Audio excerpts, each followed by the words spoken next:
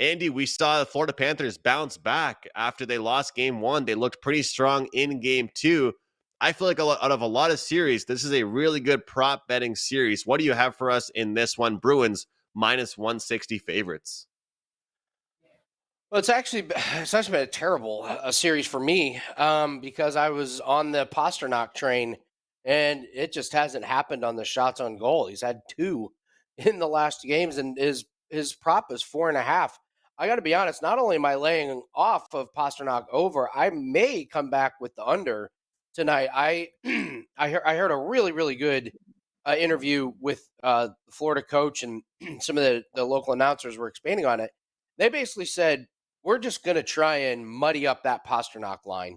We're not going to do anything crazy. We're not going to really try and push the offense. We're going to try and control the ice in the middle. We're going to sit back on defense and try and prevent some shots. We're not going to try and make some mad dashes on offense on transition because we don't want to get beat on the other side. And so they were like, we're just going to sit back and try and really take out that Pasternak line, even if it means that our line doesn't do too much. And it's been effective, especially on Pasta. I mean, it's not like he's missing 4 or 5 shots each game. He missed 1 shot in game 1. He missed 2 in game 2. Even if all of those shots go on goal, he still goes under in both of those games. So I think, and I was on Florida about not having a very good defense. I still don't think their defense is good, but it's been an effective strategy. I'm not sure what Boston does to try and get that line going again, but the last game, Florida had a bunch of shots, but Sam Bennett had 7 of them.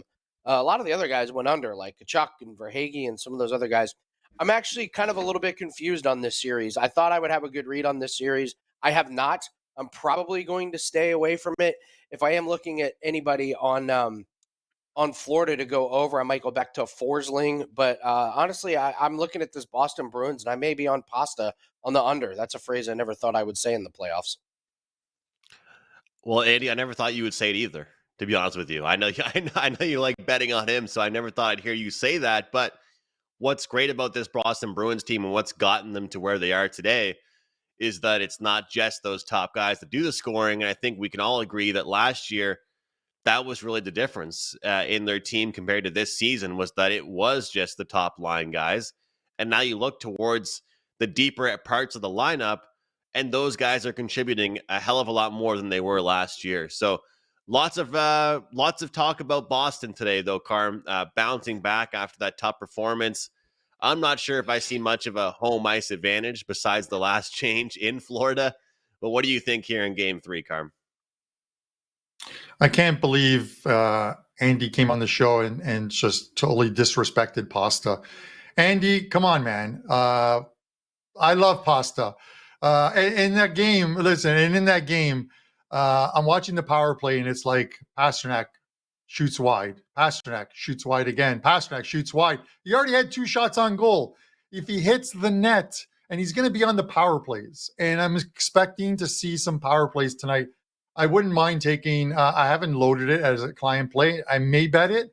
It just depends on it because it's always at 4.5, but I wouldn't give anyone, I wouldn't blame anyone for wanting to take the Pasta over shots on goal. Because if you look at, go on to even something like Hockey Reference and just click on game logs for Pasternak and look at his last 10 games and how many times he's gone over that number of 4.5. I think tonight's going to be a game that that mirrors game 2 more than mirrors game 1. I think there's going to be a lot more open ice tonight. I think there's going to be some scoring in this game, and which is why I like the total. The total's sitting here at 6 instead of 6.5. And there's a possibility that this total throughout the day could actually hit 6.5.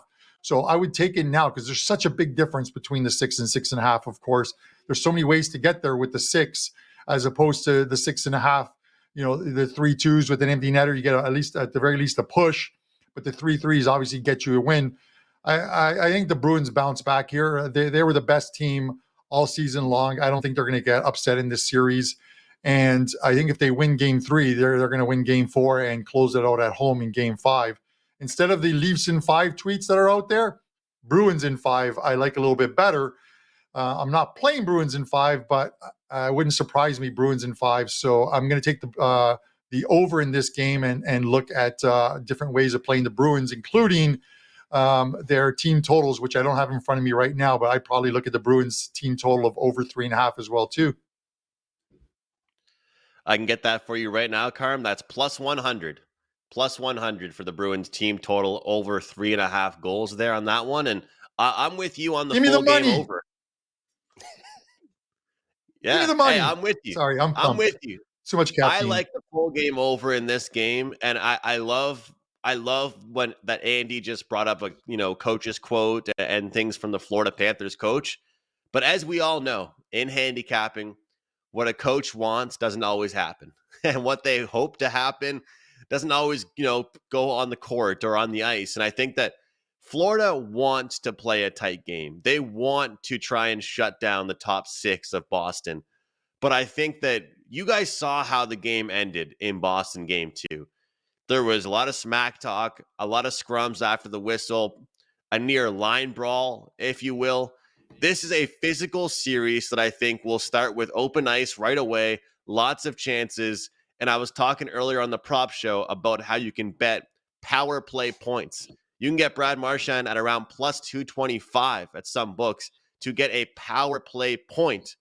And, looking around the board at some of these guys, their odds, it's just so good. But looking at Florida, Sam Bennett, he returns to the lineup last game and immediately makes an impact. He might be on my list for props tonight, whether it's shots on goal or it's an assist. He's someone that's a veteran. He's someone that's, everybody wanted him back on the team, and he's healthy, made an impact right away. But I'm with Carm. I see goals in this game. I think it's going to be an exciting one from start to finish. I think we could see both teams contribute to the score. But I'm picturing somewhere along the lines of a 5-3 game here for Boston. That's my score prediction. Lock it in. Sprinkle it. 5-3 Bruins here. Give me the over in this game. It's funny, guys, because we always talk about with a series. I've been saying that, when I was younger, for playoffs, they used to always start higher scoring and get lower scoring as the season moves on. Now it's kind of the opposite. They almost start lower scoring, and as the series moves on, they get a higher scoring as the ice opens up and there's more physicality leading to penalties and power plays and desperation, empty net goals, all that good stuff. And as Carmine said, make sure you're getting the 6. I know we always say shop around, but you want to get that 6 right now. It's a good number to have compared to that 6.5, and get it while you still can.